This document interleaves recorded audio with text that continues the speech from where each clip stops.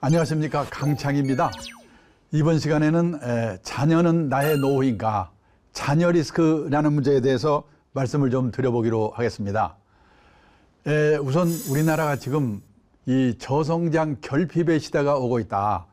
이 저성장 결핍의 시대에 자녀 문제를 어떻게 할 건가. 여기 보시지만요, 1970년대, 80년대, 90년대 초까지만 해도 매년 10%대 두 자릿수 경제 성장을 했습니다.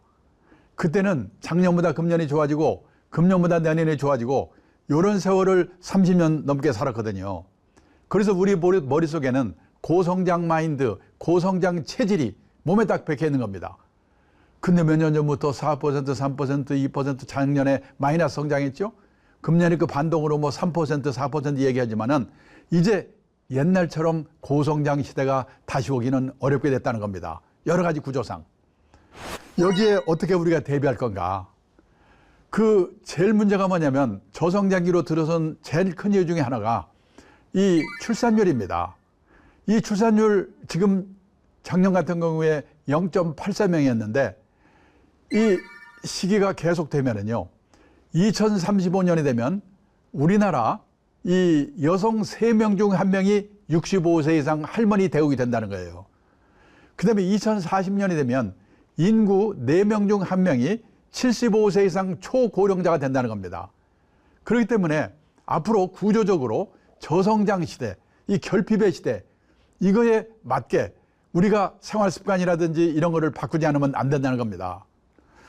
자, 그 문제는 우리나라도 마찬가지지만 일본도 유럽도 이렇게 인구의 고령화는 똑같이 진행이 되고 있습니다. 근데 문제는 우리나라가 그런 나라들보다 몇 배 속도로 그 고령화가 빨리 진행되고 있다는 게 문제인 겁니다. 고령화의 속도라는 면에서요, 프랑스에서 155년 동안에 진행이 된 게 이웃나라 일본에서 35년 동안에 진행이 됐습니다. 4배의 속도로. 그래서 일본이 적응을 못하고 지난 20년 넘게 저 고생을 한 거거든요. 근데 우리나라는 일본도 저리 가라, 이 25년 동안에 진행이 됩니다. 프랑스 같은 나라는 155년 동안에 서서히 적응해 가면 돼요. 우리나라는 25년 동안에 총알같이 적응하지 않고는 살아남을 수가 없게 됐다는 거예요. 그래서요, 지금까지 상식으로 생각했던 것들, 주택에 관한 생각, 애들 결혼에 관한 생각, 애들 교육에 관한 생각, 나의 노후에 관한 생각, 이런 생각들을 빨리빨리 180도 바꿔야 된다는 겁니다. 그 중에서요, 가정경제 측면에서 가장 지금 우리가 시급하게 바꿔야 될 게 뭐냐? 절약입니다. 제가 어디 가서 절약을 얘기하면 많은 분들이 김사는 표정이지요. 오늘 재테크 강좌라니까 뭐 종목이나 하나 기바른 거 찍어줄까 하고 왔더니 겨우 한다는 말이 절약하라고? 아니, 세상에 그걸 모르는 사람이 어디가 있어. 다 그런 표정들 하시는 겁니다. 그런데 우리가 알아야 될 게 뭐냐? 지난 3, 40년 동안 고성장 시대, 세계 역사에 없는 특별한 시대를 우리가 살아왔기 때문에 우리는 의식하지 못하고 우리는 아낀다고 생각하는데 미국, 일본 선진국 사람들이 우리를 보면은 너무나 낭비 요인, 거품 요인이 많다는 거예요. 필요 없는 자동차. 재미교포가 성공해가지고요, 서울에 사냥 발령받아 와가지고 몇 달 살고 나서 뭐라고 하냐면, 서울에 와서 몇 개월을 살아보니까 서울처럼 대중교통이 발달된 도시가 세계에서 몇 개 없다 이겁니다. 근데 1km 가면서 자동차 끌고 가더라 이거죠. 그 사람들 눈에는 참 이상한 거예요. 필요 없는 자동차, 교육비, 결혼비용, 경조사, 이거 작심하고 아끼지 않고는 노후 준비가 안 되게 돼 있다는 거예요. 얼마 전에요, 이 중앙일간지에 의미 있는 기사가 있었기 때문에 읽어드리겠습니다. 결핍의 시대 대비에 어떤 무기 준비하나요? 결핍은 있어야 할 것이 없어지거나 모자란 상황을 말합니다. 고도성장 시대에는 이 있어야 할 것의 기준이 높아도 괜찮았습니다. 성취할 기회가 많았으니까요. 하지만 성취의 기회가 적고 평준화하는 이 저성장 시대에는 있어야 할 것의 기준이 높을수록 좌절하고 불행해질 확률이 높아집니다. 그래서 요즘 생각이 있는 부모들은 다른 것보다도 자기 애들에게 결핍에 적응하는 방식을 가르치고 있다는 겁니다. 제가 재작년인가요? 어느 모임에 갔더니 유명한 교수님이 저 옆에 있는데 외동딸이래요. 그해 봄에 대학을 졸업했는데 그때까지 취업을 못했답니다. 괜찮은 대학 나왔고 유명한 교수가 한 번만 부탁하면 안 될 것도 없는데 안 한답니다. 재수해서라도 네 힘으로 들어가라. 결핍에 적응하는 방식을 가르치기 위해서. 자기 딸이 용돈이 구한 것 같은데 자기 돈이 있거든요. 주고 싶은 마음이 꿀뚝 같은데 참고 참는데요. 결핍에 적응하는 방식을 가르치기 위해서. 우리가 그걸 안 해가지고 우리 애들이 지금 장난이 아니거든요. 한 달에 10만 원 쓴 사람이 9만 원을 쓰게 되면 10% 절약한 겁니다. 고성장 고금리 시대에는요, 그까이 거 주식 사서 부동산 사서 10% 수익 내면 되는 거지. 다 그런 생각을 했거든요. 근데 저성장 저금리 시대에는 막말로 엿장수 맘대로 안 되거든요. 근데 절약은 하기에 따라서는 자기 의지대로 될 수가 있다는 거예요. 제가 10몇 년 전에 일본에 책방에 가니까 절약에 관한 책들이 쫙 깔려 있는 겁니다. 아, 그때만 해도 신경일 나게 돈 버는 책 해놓고 쪼잔해가 무슨 절약이야? 한번 이따 시내 서점에 들려보세요. 우리나라 서점에도 여자의 습관, 우아하게 가난해지는 법, 120만 한 달 살아보기, 이런 책이 쫙 깔려 있습니다. 선진국이 걸어간 길을 우리가 그대로 따라가고 있거든요.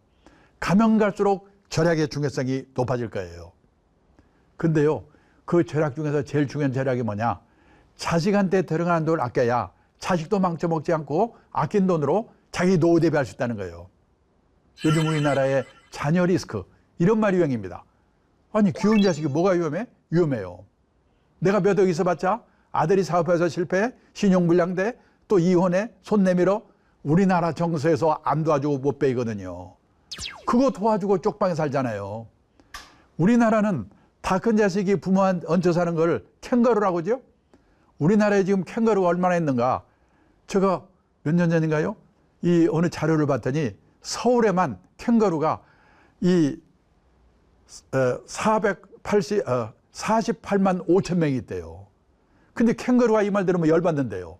왜? 캥거루는요, 신통하게도 지 새끼를 딱 1년 보호하고 쫓아버리는데 사람은 끝이 없잖아요. 일본에서는 캥거루를 또 뭐라고 부르냐면 패러사이트 싱글이라고 부르는데, 이 패러사이트가 무지가 어려운 단어거든요. 근데 작년에 봉준호 감독 때문에 유명해졌잖아요. 기생충. 기생충적 독신이란 뜻이래요. 일본에 35세에서 44세까지 10년 인구가요, 1895만 명인데 그중에서 결혼 안 하고 부모한테 얹혀 사는 기생충적 독신이 295만 명이랍니다. 부모가 돌아가시면 어떤 일이 생기냐? 직업 있는 친구들은 그나마 괜찮은데 없는 친구들이 더 많거든요. 부모 사망 신고 안 하고 몰래 연금을 다 받거나 아니면 극빈자로 전락한다는 거예요. 영국에서는 키퍼스, 부모의 노후 자금을 갉아먹는 자녀들. 그러니까 몇 억 있어봤자 이 자녀 리스크에 걸려버리면 아무 의미가 없다는 거예요.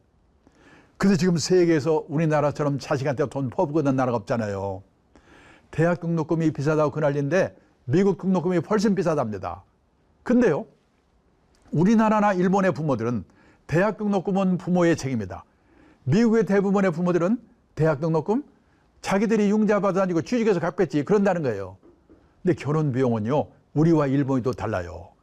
일본에서는 젊은 애들이 결혼 비용 부모한테 신세 좀 지려면요, 이리저리 눈치 보다가 어떻게 좀 도와줄 수 없을까요? 이 정도예요. 제 사장한다는 친구한테 물어봤어요. 야, 네 딸 시집 갈 때 결혼 비용 얼마 되어졌냐? 얼마 되어졌더라? 신혼여행 갈 때 150만 원 줬나? 우리 돈으로 1,500만 원 주고 끝냈어, 사장인데. 근데 우리는 지금 억대 말도 못 하잖아요. 우리나라는 특히 뭐냐? 집 얻어주는 돈이 포함돼서 또 돈이 많이 들잖아요. 제가 일본 친구한테 한국에서는 집을 얻어줘야 되기 때문에 돈이 이렇게 많이 든다고 그랬더니 뭐라고 한 줄 아세요? 세상에 자식의 집까지 얻어주는 나라 처음 봤대요. 우리는 당연하다고 생각하는데. 근데요, 여기에 사교육비, 제가요, 재작년에 그 서울의 40대 후반에 부부가 맞벌이하는 커플 3커플을 인터뷰했습니다. 그 중에서요, 과외비를 제일 덜 쓰는 집이 이 집이에요. 초등학교 6학년, 중학교 2학년 2명 애들한테 1년에 과외비로만 들어가는 돈이 3,360만 원. 그러면요, 여기에 등록금 내야죠? 책도 사줘야죠? 옷도 사줘야죠? 빵도 사줘야죠? 게임기도 사줘야죠? 그러면 저축은 언제 합니까? 자, 근데요, 문제는 50살, 60살, 70살까지 1억씩 연봉을 받으면 상관없는데 우리나라에 지금요, 평균 퇴직 연령이 51.6세거든요. 50대 초에 주된 직장에서 퇴직해요. 그래가지고 재취업을 하면요, 먼저 받던 직장에 절반 받으면 끝내주는 거거든요. 재취업해가지고 연봉 2천만 원이 무지하게 어려워요. 근데 그때부터 애들 또 대학 들어가지, 그 다음에 결혼비용 내야지, 그리고 노부모 요양비, 의료비 들어가야지. 그래서요, 억대 연봉 받던 애들이 60이 넘어가지고 중산층에서 탈락한다는 거예요. 자, 근데 또 문제는 뭐냐? 그렇게 애들한테 돈을 써가지고, 과외비 쓰고 써가지고, 이게 제대로 학교 나와서 취업을 하면 상관없는데, 재작년에 제가 일본의 가족 사회학자가 쓴 책을 한 권 읽었거든요. 우리나라와 일본 애들의 젊은 애들의 공통점을 쓴 거예요. 제목이 뭐냐? 제목이 젊은이에게 냉혹한 사회, 자녀들을 과보호하는 부모. 이런 제목이에요. 일본도 젊은 애들에게 냉혹했대요. 지난 20년 불황으로 취직이 안 돼가지고. 그런데요, 금년 3월에 일본의 대학 졸업한 애들, 여기 통계가 새롭게 나와서 다시 말씀드렸는데요, 금년 3월에 일본 대졸자의 취업률이 96%예요. 일본은 지금 구인난이거든요. 우리나라 대학생들이 일본으로 취직하러 간다고 난리잖아요. 근데 우리나라는요, 금년 2월에 졸업한 애들의 취업률이 몇 프로냐? 67%. 대졸. 거기에는 군대 간 애들, 대학원 간 애들이 포함되어 있잖아요. 그걸 빼버리면 50%대로 떨어질 거예요. 둘 중에 하나가 취업이 안 되는데 밥 좀 잘 먹고 옷 좀 잘 입는 게 뭐가 중요합니까? 그 애들 입장에서는 미치는 거죠. 그러면 어렵게라도 일단 취업만 하면 만수무강인가? 아니라니까요. 남자가 주 직장에서 45세까지 근무할 확률 60세도 아닙니다. 50년 전 출생자는 7, 80%였는데 58년 개때는 40%였는데 60년 이후 출생자는 20%밖에 안 된다는 거예요. 지금요, 3년 다니다 관두고 취직해서 또 관두고 취직해서 또 관두고 평생에 6번 정도를 이직해야 겨우 60까지 다는 세상이에요. 제가 있는 업계는 실제로 그래요. 시험 잘 보는 거 아무 관계 없어요. 씩씩해야 돼요. 근데 부모들은 냉혹한 사회에 견디도록 자식들을 씩씩하게 키웠는가? 이 고성장 시대에는요, 신규 채용이 많기 때문에 좋은 대학 시험 잘 봐서 들어가가지고 그냥 시험 봐서 취직하면 되거든요. 근데 저성장기에는요, 점점점 신규 채용이 줄어져요. 그러면 중소기업 같은 데 취직해가지고 몇 번 이직하면서 좋은 회사로 옮겨가야 돼요. 그러면 옮겨갈 때 저쪽에서 날 뭘 보고 뽑는가? 학벌, 스펙? 아니에요. 이 친구가 우리가 시키려고 하는 일을 잘하는가 못하는가? 전문성을 보는 거예요. 전문성. 둘째, 평판. 인간성이 제대로 되어 먹었는가? 여기에 걸리면 끝이에요. 실제로요, 요즘 대기업의 인사 담당자들이 자기들끼리 모여서 그런데요, 속지 말자 학벌, 다시 보자 스펙. 얼마나 속았으면 그러겠습니까? 자, 실제로요, 재작년에 저희 업계에서 이런 일이 있었습니다. 어느 큰 회사가 사내 변호사 한 명을 뽑는데 변호사가 50명이 모였어요. 50명이. 한 명 뽑는데 넘쳐. 결국 그 중에서 4명을 최종 면접을 올렸는데 스카이 법대 나온 애들 3명, 기타 대학 1명. 결국 기타 대학을 뽑았어요. 왜? 변호사도 씩씩하고 적극적이어야 되니까. 그 회사가 그 전에요, 서울에 인류 외고 나와서 스카이 법대 나와가지고 변호사 자격 가진 애를 3명 뽑았는데 다 실패했어요. 도련님밖에 없어. 시험 잘 보는 거 빼고 할 수 있는 게 없어요. 한 친구는 집안으로 나가고 두 친구는 내보냈어요. 그 실패를 했기 때문에 면접 기준이 바뀐 거예요. 근데요, 제 집안의 동생 하나는 공부를 싫어한 데다가 집안이 어려워가지고 대학을 못 갔습니다. 건설 공사 현장에서 30년 일을 했는데요, 물 새는 거 막는 거 방수의 전문가가 됐어요. 어느 날 대형 건설사 회장님 댁에 물이 샜다나? 이분이 화딱지가 나가지고, 야, 박사만 뽑지 말고 독일식으로 마스터를 뽑아라. 55세에 대형 건설사에 마스터로 취직했어요. 지금 70세거든요. 작년까지 억대 연봉 받으면 다녔거든요. 나오니까 금방 딴 데 또 데려가더라고요. 걔는 80까지 무난할 것 같아요. 세상이 지금 이렇게 바뀌고 있어요. 그러면요, 이 변호사들이 요즘 왜 이렇게 어려운가? 이 신문에 보셨을 거예요. 우리나라 변호사 1번 등록자가 1906년에 나왔답니다. 그리고 10,000번째 등록이 2006년. 그러니까 변호사가 10,000명으로 늘어나는데 100년이 걸린 거예요. 근데요, 또 10,000명 늘어나는데 8년, 또 10,000명 늘어나는데 5년. 지금 변호사 30,000명 시대잖아요. 일감이 없어가지고 세무사, 법무사 일 뺏는다고 난리잖아요, 지금. 근데 지금 이 대학시험에 문과에 제일 그 커트라인 높은 데가 법대잖아요. 돌아가는 꼴이 의사도 지금 비쌀 것 같아요. 이제 안전한 직업은 없습니다. 그래서요, 중요한 게 뭐냐? 우리도 우리 애들도 이 시대에 맞는 제대로 된 직업관을 갖는 거. 경상남도 거창고등학교 유명하잖아요. 강당에 있는 직업선택 십계명. 이 기독교 정신에서 만든 십계명이라는데 실생활에도 맞는 것 같아요. 1번, 월급만 해준 데 가지 마라. 이제 월급은요, 회사가 주고 나라가 주는 게 아니라 내가 남다른 주특기가 있어가지고 적은 금액이라도 회사를 옮겨서라도 오래오래 다녀야 돼요. 100세 시대에는. 남들이 몰려가는 데는 절대 가지 마라. 요즘요, 재벌그룹 입사 경쟁률 200대 300대 그날 치는데 40대 중반에 후반에 명퇴한다고 난리잖아요. 마지막으로 부모와 마누라와 약혼자가 결사 반대한 데는 무조건 가라. 거기 하면 틀림없다. 근데 제가 40몇 년 직장을 해보니까 이 말이 맞아요. 근데 이게 어떻게 가능하겠습니까? 부모 자식이 소신이 있어야지. 그리고요, 우리가 중산층이 되려고 쓰는데 중산층이라는 게 뭔가? 우리나라의 중산층 기준? 다 남의 눈에 보이는 겁니다. 아파트 30평 이상. 아파트의 평수가 신분의 상징입니다.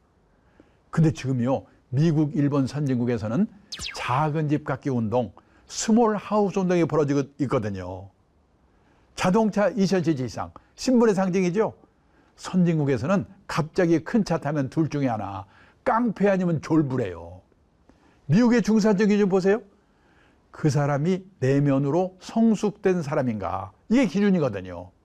자신의 주장에 떳떳할 것, 페어 플레이를 할 것, 사회적 약자를 도울 것, 부정과 불법에 저항하는 용기가 있을 것, 그리고 정기적으로 비평등한 정도 받아볼 것.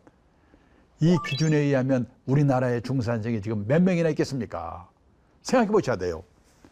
근데요, 이런 직업관, 이런 뭐랄까, 이 중산층 기준을 갖기 위해서는 제일 중요한 게 뭐냐? 남의 눈을 의식하지 않아야 되거든요. 제가 존경하는 성직자가 쓴 글을 제가 그대로 한번 소개해 드리겠습니다. 인생을 직선 위에서 살면 만족이 있을 수 없다. 항상 내 앞에 누군가 있기 때문이다. 지금껏 어른들은 자식들을 직선 위에 줄 세워놓고 키웠다. 이제는 디지털 시대다. 직선의 시대가 아닌 360도 원의 시대다. 내가 가고자 하는 방향으로 누구든지 얼마든지 갈 수 있다. 직선이 아니기에 항상 선두주자가 될 수 있다. 굳이 선두주자가 아니어도 새로운 가치를 만들며 살 수 있다. 반면 직선 위의 삶은 좌절감과 박탈감만 있다. 금수저, 은수저 하는 것도 같은 맥락이다. 그런데 문제는 직선에서 원으로 바꾸는 게 쉽지 않다는 것이다. 남의 눈으로 인생을 살고자 하기 때문이다. 저는요, 미국에서 살아보지 않았지만은 미국에서 온 사람이 그러더라고요.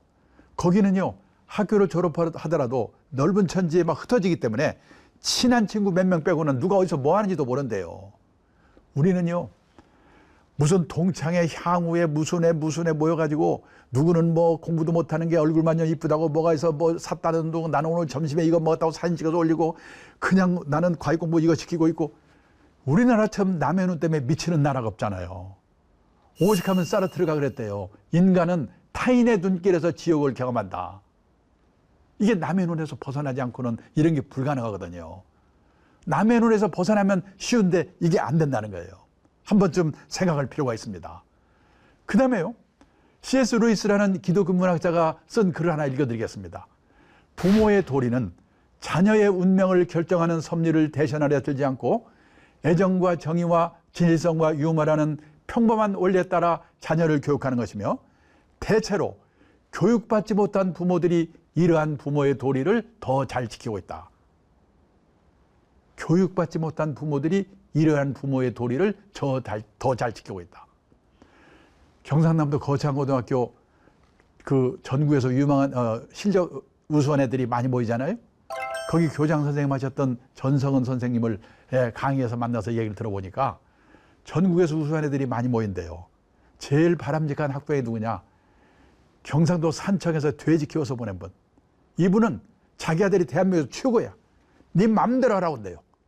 근데 골치 아픈 게 누구냐? 서울에서 온 고관 아들, 박사 아들, 교수 아들, 무슨 그냥 일일이 간섭해서 미친대요. 한번 배운 부모들이 생각해 보실 필요가 있다는 겁니다.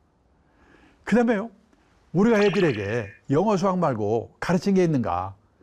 돈 가지를 가르쳤는가? 경제적 자립을 가르쳤는가? 내 막말로 영어 수학은 못 줘도 밥 먹고 살거든요. 근데 돈 관리, 경제적 자립 이거 모르면 평생 고생하거든요. 제가 몇 년 전에 책을 쓰면서 조사해 봤는데요. 미국의 고등학교 교과서에는 이 돈 관리, 경제적 자립 이 내용이 40 몇 페이지 나오더라고요. 우리는 몇 페이지 더 지어놨는데 선택을 안 해. 수능에서 경제 선택해가 뭐 1.5%? 배우질 않으니까 대학을 졸업해도 저축이라는 말과 투자라는 말이 어떻게 다른지 이것도 몰라요. 미국에서는 중학교만 제대로 나오면 안다는데 학교에서 가르치지 않으면 부모라도 가르쳐야죠.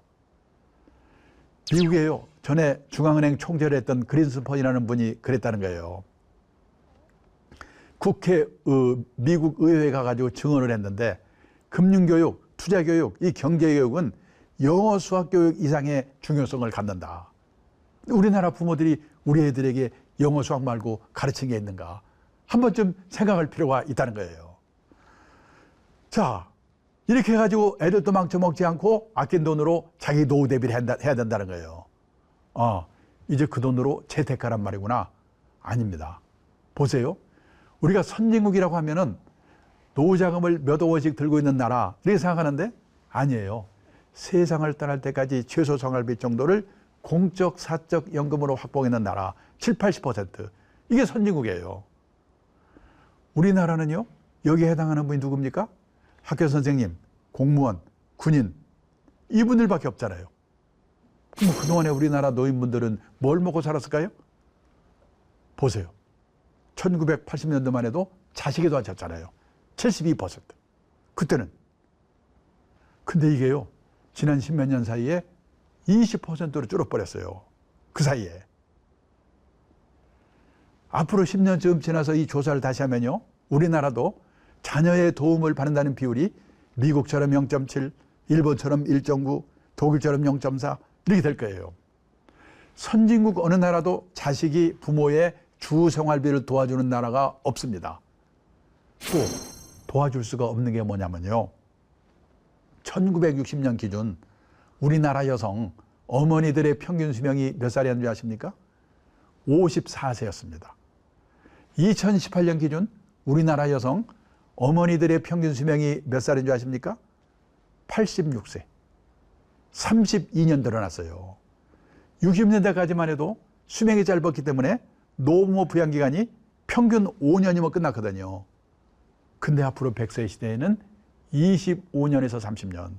이제는 노인이 노인을 부양해야 되는 시대예요. 자기도 노인인데 나를 어떻게 도와줍니까? 근데 지금 우리나라는 보십시오. 이 연금, 공적 사적 연금으로 노후생활비 확보해 있는 분은 바로 보십시오. 17%밖에 안 되잖아요. 공무원, 선생님, 군인밖에 없으니까. 그러니까 뭐냐? 연금 이거는요, 공적 사적 연금은 1년, 2년 부어서 되는 게 아니잖아요. 30대, 40대부터 제일 중요한 게 연금부터 생각해 봐야 돼요. 그럼 나머지 기타라는 게 뭐냐면 자기가 알아서 벌어서 쓰는 수밖에 없고 모아둔 돈 헐어서 쓰는 수밖에 없다는 얘기예요. 그래서 다른 게 없어요. 지금 부부가 국민연금부터 드셔야 됩니다. 직장인은 입사하면 자동적으로 국민연금 가입하거든요. 그러면요, 가정주부도 가입 못하지 않아? 아니에요. 가정주부도요, 이 임의 가입이라는 게 가능하거든요. 가정주부가 한 달에 9만 원씩만 30년만 가입을 하면요, 야 30세에서 60세까지 나중에 월 50만 원씩 받아요. 물가 오르면 늘어납니다. 남편 거 같으면 절대 굶은 양 없어요. 저도 제 아내 임의 가입을 10년 전에 시켰는데 그걸 조금만 더 일찍 시켰다면 얼마나 좋을까. 지금 그게 제일 후회가 돼요. 그다음에 직장인은 퇴직연금. 근데 이 퇴직연금도 예를 들어서 회사에서 내주는 퇴직연금 말고 IRP라고 있어요. 개인형 퇴직연금. 그거를 조금 더 추가해서 자기가 더 부으면은 그 세제 혜택 받으면서 노후 준비를 할 수 있는 거예요. 그러면 자영업 하시는 분들, 이런 분들은 퇴직연금 가입을 못하는 거 아니야? 아닙니다. 이 자영업 하는 분들, 1인 기업 이런 분들도 얼마든지 이미 가입이 가능해요. IRP라는 거를. 그거 가입해가지고 노장을 마련하는 거예요. 그리고 모자라니까 한 달에 10만 원, 20만 원에도 개인연금. 이 100세 시대는요, 이 세 개를 뭐라고 하냐면 삼층연금이라고 하거든요. 삼층연금으로 최소 생활비 확보하는 게 제일 중요해요. 나는 그 못한 채로 이미 퇴직했는데 이제 와서 어떡하지? 그러면 살고 있는 집, 고향의 땅 과감하게 은행에 맡겨놓고 생활비 받아 쓰다가 갈 때 정산하는 겁니다. 주택연금, 농지연금이에요. 어떤 분은 그러시죠. 그래도 갈 때 자식한테 집 한 채는 주고 가야지. 그래서 생각해 보세요. 100살에 가면서 자식한테 집 줘봐야 그 자식이 70살이거든요. 뭐 하겠습니까? 생각을 바꾸셔야 돼요. 그 다음에요. 이제 집값이 막 올라가니까 그게 겁이 나서 요즘 주택연금을 과감하게 들지 못하고 있는데 한 번쯤 생각할 필요가 있어요. 지금 이 비정상적인 이 사태가, 이 조급증 영원히 갈 건가 한번 생각해 볼 필요가 있어요. 그래서 삼층연금 아니면 주택연금이나 농지연금으로 이 최소 생활비를 마련할 수 있는 준비를 하는 게 중요하다. 제가 재작년에요, 이 일본에서 문구판 책으로 부동산 시대라고 하는 책을 사왔어요. 그게 우리나라의 부동산은 움직이지 않는다고 해서 안 입을 자 부동산이거든요. 근데 거기 그 사온 책의 그 부동산은요, 부채할 때 부채예요. 마이너스 동산 시대라는 거예요. 집이 마이너스라고? 거기를 보니까 일본의 아사히 신문이라는 데서요, 1년 동안 연재했던 거를 책으로 만드는 거예요. 뭐냐? 100살 가까이 돼가지고 어떤 분이 돌아가시게 됐어요. 돌아가시면요, 이제 그 집을 자식들이 물려받아야 되거든요. 근데 자식들이요, 다 집이 있어요. 그리고 그거 물려받으면은 세금 내야지, 수리해야지, 관리비 내야지. 아이고 골치 아파. 그러니까 안 물려받는다는 거예요. 팔라고 내놓으니까 안 팔려요. 그래서 어떡하냐? 거기다가 500만 원 우리 돈으로 얹어가지고 내놓으니까 그때 가져가더라는 거예요. 지금 일본의 빈집이 846만 채가 있어요. 10년이 지나면요, 집 4채 중에 한 채가 빈집이 될 거래요. 그거요? 제가 이런 말 하면요, 댓글이 올라옵니다. 미친 소리 한다고. 그 글 읽으면 하도 저한테 욕을 해가지고 제가 심장마비 걸려가서 말을 함부로 못 하는데, 저는 10년 후, 20년 후 내 노후가 됐을 때를 생각해 봐야 된다. 그때도 이 주택이 영원할 건가? 부동산 불패신화가. 그래서 주택연금도 한 번쯤은 과감하게 생각할 필요가 있다. 오늘 여기까지 말씀드리겠습니다. 감사합니다.